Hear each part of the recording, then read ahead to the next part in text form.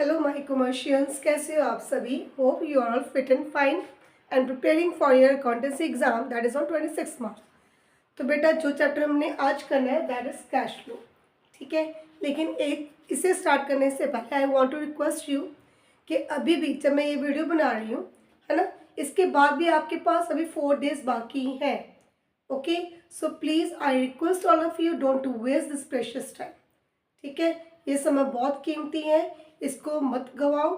और 4 दिन यानी कि ये लगा लो कि अब से आपके पास 100 आवर्स अभी भी हैं, 100 घंटे अभी भी हैं, ठीक है। तो उनमें से कुछ टाइम निकाल दो, खाना पीना सोना ईच एंड एवरीथिंग, ठीक है। और डट के पढ़ाई करो, अभी भी आप बहुत बहुत बहुत बढ़िया अपनी प्रिपरेशन कर सकते हो, ठीक है। तो चलो स्टार्ट करें। और एक बात, ये चैप्टर थोड़ा सा कंपैरेटिव बहुत इजी था, जो मैंने प्रीवियस वीडियो में डाला वो बहुत इजी चैप्टर था। ये उसके कंपैरेटिव कुछ टफ है, ठीक है। लेकिन ध्यान से एक बार 2 बार ध्यान से करोगे, ठीक, तो ये इजीली हो जाएगा, ठीक है। चलो, तो कैश फ्लो स्टेटमेंट ये क्या रिकॉर्ड कर रही है, ये आपको बताना चाहती है कि आपके पास कितना inflow and outflow of cash है, ठीक है। रीजन क्या है बेटा कि जो आपका नेट प्रॉफिट होता है उसमें बहुत सी टर्म्स ऐसी होती हैं जो नॉन कैश है, ठीक है। आपको एक छोटी सी एग्जांपल दे रही हूँ। मान लो एक पर्सन ने शो किया कि मुझे 1 लाख रुपए का घाटा पड़ गया, ठीक है। तो क्या उसके पास कैश बिल्कुल भी नहीं होगा? नेचुरली होगा। फॉर एग्जाम्पल, जिनको +1 का ट्रेडिंग अकाउंट याद है, आपने इधर ग्रॉस प्रॉफिट ब्रॉट डाउन किया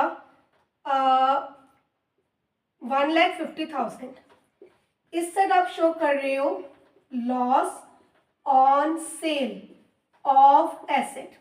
एसेट को सेल करके आपको लॉस हो गया 2 लाख, ठीक है। ये 2 लाख का लॉस कैसे हुआ? आपकी एक मशीनरी थी 20 लाख की, उसको आपने सेल किया फॉर ₹18 लाख, तो 2 लाख का लॉस आप यहाँ शो कर रहे हो।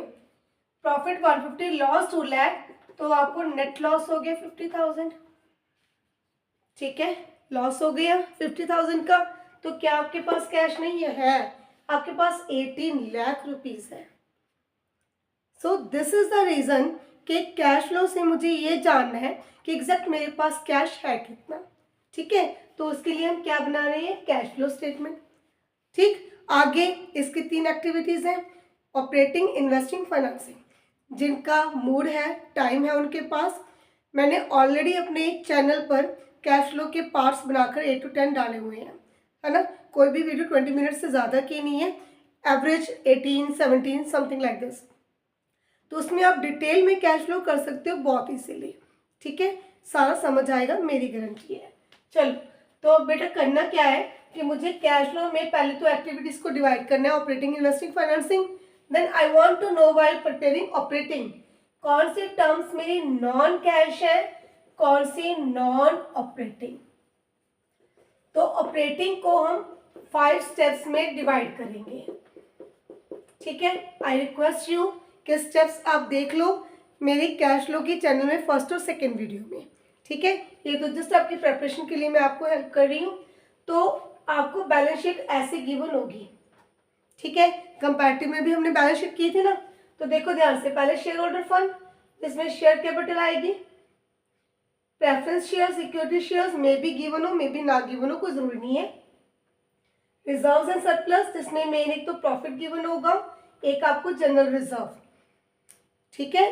देन नॉन करंट लायबिलिटी, जिसमें डिबेंचर्स हो सकती हैं, long term borrowing, long term provision हो सकता है। करंट लायबिलिटी में short term provision, short term borrowing, overdraft, creditors and so on. Then non current asset, tangible, intangible investment, tangible, intangible investment, current asset, cash, bank and so, ठीक है। तो अब कौन सी item किधर जाएगी, ध्यान से सुनते जाना। First of all share capital, please better हो कि इसको पॉज करो, एक नोटबुक और पेन लेके आओ, जैसे जैसे लिखवा रही हो लिखते जाना, ठीक है। हो सकता है मुझे स्पेस की प्रॉब्लम हो जाए थोड़ी बहुत, मुझे इरेज करना पड़ जाए, सो प्लीज आप साथ साथ लिखते जाना। First of all share capital, suppose करो 8 लाख, 2024 2023 5 लाख, तो 5 लाख से 8 लाख हो गई, 3 लाख इंक्रीज हो गई, सो प्लस 3 लाख। लेकिन कहां पर लिखोगे इसको 3 लाख को? दिस विल बी, मैं कैलकुलेशन इधर कर रही हूं, इधर detail, this will be in financing activity. ठीक है, इसको फाइनेंसिंग एक्टिविटी में डालोगे, कितना इंक्रीज हुआ डायरेक्टली मुझे प्लस करना होगा, मैं प्लस कर दूंगी। अब अगर आपको ये 8% गिवन है, या तो नीचे डिविडेंड गिवन होगा, अगर डिविडेंड नीचे एडजस्टमेंट में नहीं गिवन तो आप 8% ओपनिंग बैलेंस पर लगाओगे, जितना डिविडेंड वो पे कर दिया, तो इसका डिविडेंड माइनस करोगे फाइनेंसिंग में। ठीक है, डिविडेंड माइनस करोगे फाइनेंसिंग में और प्लस करोगे ऑपरेटिंग में। अब लिखो यहां पर dividend operating plus financing minus. ठीक है, डिविडेंड ऑपरेटिंग में प्लस, फाइनेंसिंग में माइनस। ठीक है, इसके साथ ही लिखो आपको गिवन है प्रपोज डिविडेंड, एडजस्टमेंट में प्रपोज डिविडेंड। ठीक है, ट्रीटमेंट सेम ही है, पर कौन सा कंसिडर करोगे? प्रीवियस ईयर का। अब ध्यान से, कोई कंफ्यूजन ना रह जाए आपके मन में। इन केस आपको कुछ नहीं गिवन, प्रेफरेंस शेयर्स के आगे 8% नीचे कुछ नहीं गिवन एडजस्टमेंट में, तो 8% लगाओ। ठीक है, और जितना डिविडेंड है ऑपरेटिंग में प्लस, फाइनेंसिंग में माइनस। अदरवाइज क्या होगा, नीचे एडजस्टमेंट में गिवन होगा प्रपोज डिविडेंड। ठीक है, 2 इयर्स का गिवन होगा, आपने क्या करना है, प्रीवियस ईयर का डिविडेंड ऑपरेटिंग में प्लस, फाइनेंसिंग में माइनस। अगर सिंपली गिवन है इंटरम डिविडेंड और फाइनल डिविडेंड पेड, तो उसका ईयर का कोई कंसर्न नहीं है, जितना पे किया ऑपरेटिंग में प्लस, फाइनेंसिंग में माइनस। ठीक है, डिविडेंड ऑपरेटिंग में प्लस, फाइनेंसिंग में माइनस, ऐसे गिवन है डायरेक्टली कर दो। प्रपोज गिवन है प्रीवियस ईयर, करंट ईयर का कोई ट्रीटमेंट नहीं है, दोनों में से कुछ भी नहीं गिवन, 8% कुछ भी आगे लगा हुआ है प्रेफरेंस के, तो उसका डिविडेंड अप्लाई करोगे। ओके हो गया। अब आ जाओ सेकेंड टर्म पर, रिजर्व्स एंड सरप्लस। इसके अंदर प्रॉफिट एंड लॉस तो डेफिनेटली गिवन होगा, नोट्स टू अकाउंट्स में मे बी रिजर्व भी गिवन हो। ठीक है, इन दैट केस आप दोनों को profit and loss, general reserve, ठीक है, क्या करना है, क्लोजिंग माइनस ओपनिंग। ठीक है बेटा, मैं कोई चीज इधर लिख रही हूँ कोई उधर लिख रही हूँ, प्लीज आप ध्यान से कर लेना। ठीक, क्लोजिंग माइनस ओपनिंग कहाँ ट्रीटमेंट करोगे, ऑपरेटिंग फर्स्ट स्टेप एट, इसको भी ऑपरेटिंग ऐड कर रहे हो इन द फर्स्ट स्टेप। ठीक है, कोशिश करूंगी मैं मार्कर अलग अलग कलर्स के लेके आऊंगी तो उसके अकॉर्डिंग लिखा करूंगी। ठीक है, शायद आपको कंफ्यूजन हो रही हो। ऑपरेटिंग के फर्स्ट स्टेप में प्लस कर रही हूँ, फाइनेंसिंग के कोई स्टेप नहीं है, इन्वेस्टिंग के कोई स्टेप नहीं है। ठीक है, तो ऑपरेटिंग के अकेले के 5 स्टेप है, तो बता रही हूँ साथ में कौन सी चीज किस स्टेप में जा रही है। ठीक है, तो डिविडेंड फर्स्ट स्टेप में, clear. Then profit and loss, general reserve बिल्कुल स्टार्टिंग होगी ये, है ना, तो फर्स्ट टाइम में इसको ऐड करोगे। बार बार बोल रही हूँ कि प्लीज वो वीडियो देख लेना एक बार। Then non current liability like debentures, debentures का बेटे यहाँ पर क्या करना है, ऑपरेटिंग में कुछ नहीं करना, इसको अगेन फाइनेंसिंग में डिबेंचर्स अगर इंक्रीज है तो अमाउंट आ गया, फाइनेंसिंग में प्लस करोगे, अगर डिक्रीज है तो फाइनेंसिंग में माइनस करोगे। ठीक है, और जो बोरोइंग्स का इंटरेस्ट है, बोरोइंग्स के इंटरेस्ट को ऑपरेटिंग के, ज्यादा चांसेस ऑपरेटिंग के ही है, ओके, ऑपरेटिंग के सेकेंड स्टेप में प्लस करोगे। ठीक है, मैंने ऊपर हेडिंग लिखी थी नॉन कैश नॉन ऑपरेटिंग, तो ये क्या है, ये नॉन ऑपरेटिंग है, ये क्या है, ये नॉन ऑपरेटिंग है। तो जो भी चीज नॉन ऑपरेटिंग है तो वो हम उल्टा प्लस माइनस कर रहे हैं, जितने खर्चे प्लस जितनी इनकम होगी माइनस होगी। ठीक है, देखो इतना समझ आ गया। पहले शेयर्स जितने इंक्रीज हुए फाइनेंसिंग में प्लस, जितने डिक्रीज हुए फाइनेंसिंग में माइनस, लेकिन इनका डिविडेंड ऑपरेटिंग में, ठीक है, डिविडेंड ऑपरेटिंग में प्लस होगा, फाइनेंसिंग में माइनस होगा। ठीक है, then reserves, closing minus opening का फॉर्मूला लगाओगे, क्लोजिंग माइनस ओपनिंग। ठीक है, जितना अमाउंट आ गया ऑपरेटिंग के फर्स्ट स्टेप में, प्रॉफिट प्लस रिजर्व। ठीक है, उसके बाद नॉन करंट लायबिलिटी, तो डिबेंचर्स हुए, बैंक लोन हुआ, बैंक ओवरड्राफ्ट हुआ, शॉर्ट टर्म लॉन्ग टर्म जो भी बोरिंग है, जितनी इंक्रीज फाइनेंसिंग में प्लस, जितनी डिक्रीज फाइनेंसिंग में माइनस, बट इसका इंटरेस्ट ऑपरेटिंग के सेकेंड स्टेप में प्लस। ठीक है, ओके हुआ। अब आ जाओ current liability, short term provision, इसका इंटरेस्ट इधर माइनस कर दो, interest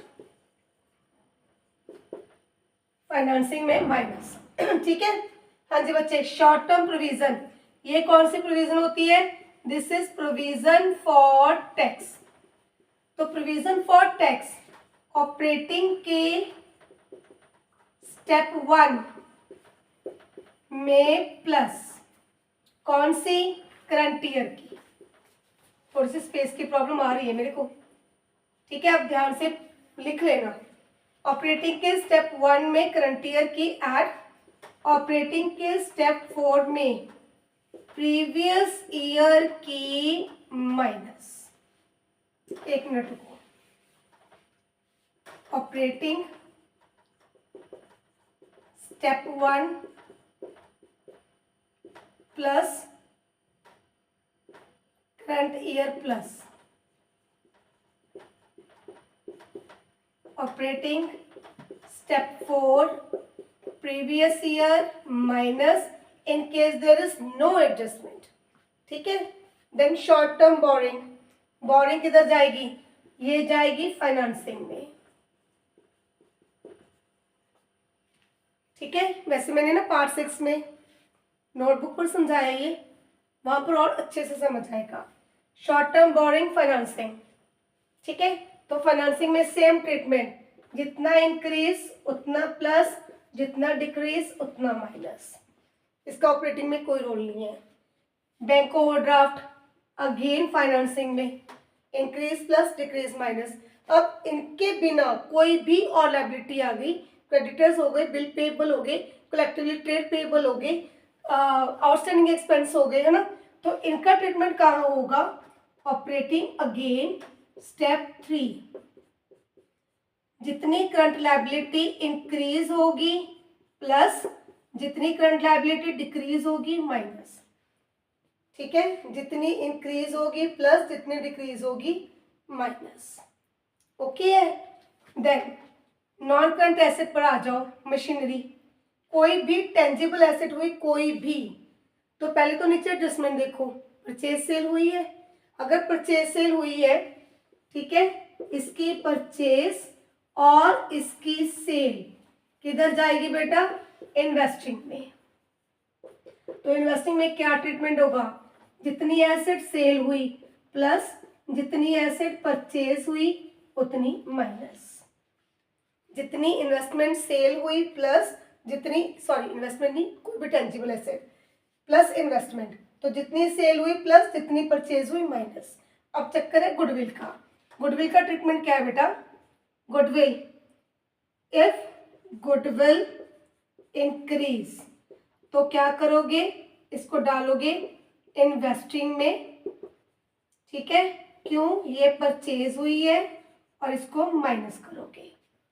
if goodwill decrease, that is amortisation, goodwill की वैल्यू रिटर्न ऑफ हो गई, तो ऑपरेटिंग में सेकेंड स्टेप में इसको ऐड करोगे, जितनी अमोर्टाइज हुई है, अगेन क्लोजिंग माइनस ओपनिंग।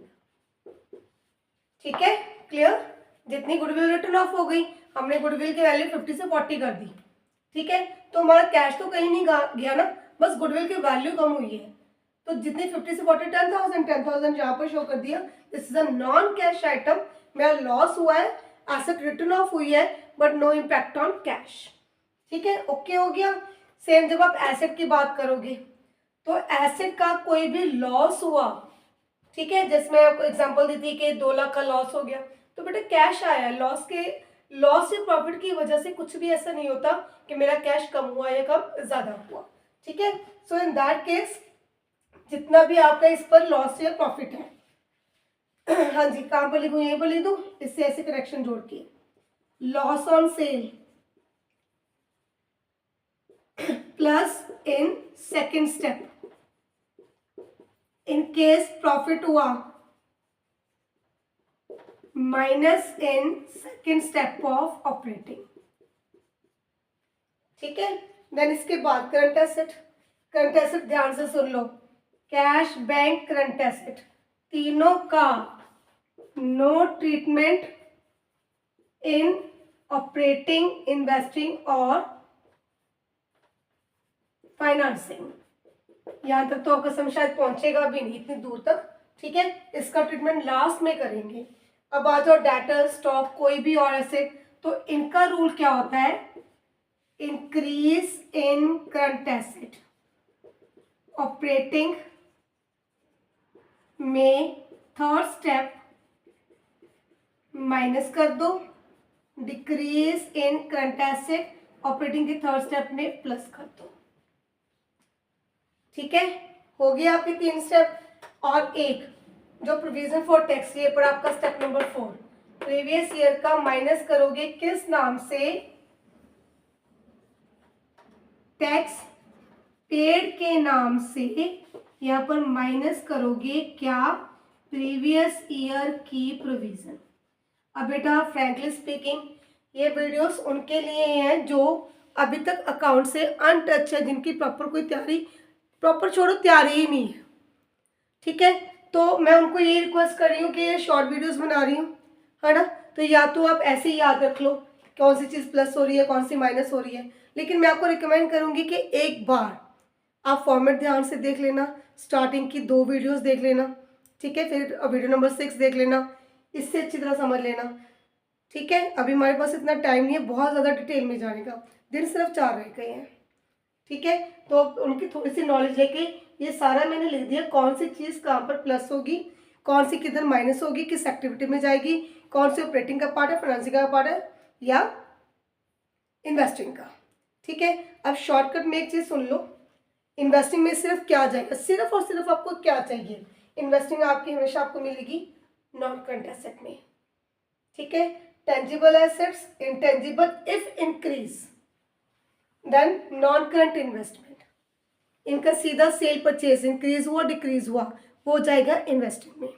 और एक चीज नोट कर लो, मैं इधर बॉक्स में लिख रही हूँ, 3 तरह की इनकम है, interest received, dividend received and rent received, ये तीनों की तीनों आपकी इन्वेस्टिंग में प्लस होगी, ठीक है। ऑपरेटिंग के सेकेंड स्टेप में minus, reason these are non operating income, these are non operating income, ठीक है, क्लियर। फाइनेंसिंग आपको हमेशा कहां से मिलेगा, share capital, then non current liability, major items आपको यहीं पर मिलेंगी, शेयर कैपिटल और लॉन्ग टर्म लायबिलिटी। एक बार चेक कर लेना current liability, short term borrowing या बैंक ओवरड्राफ्ट, बस फाइनेंसिंग कंप्लीट। तो सबसे ज्यादा तंग क्या करेगा, ऑपरेटिंग, ठीक है, उसी के 5 स्टेप है, उन्हीं को ध्यान से करना है, ठीक है। लिखना भी है आगे कि ऑपरेटिंग का first step, for example surplus as per profit and loss, add proposed dividend of previous year, add dividend paid of current year, add provision for tax, add transfer to general reserve, ठीक है। तो particular कुछ items हैं जो पहले step में, then second में, then third में जाती हैं, 4th और 5th में, ठीक है। तो प्लीज इसको ध्यान में रखकर आप बहुत इजीली 2 एग्जाम्पल पूरे ध्यान से पढ़ लो, तो मेरी श्योरिटी है 6 मार्क्स का क्वेश्चन होगा, 34th क्वेश्चन है ना, तो आप 5 मार्क्स डेफिनेटली लोगे। ओके, मैंने 6 में, वीडियो नंबर 6 में, पार्ट नंबर 6 में क्वेश्चन सॉल्व किया हुआ है, एक बार वहाँ से ज़रूर देख लेना। Okay, so keep studying, keep preparing, best of luck, time waste मत करना, पढ़ लेना। Good luck.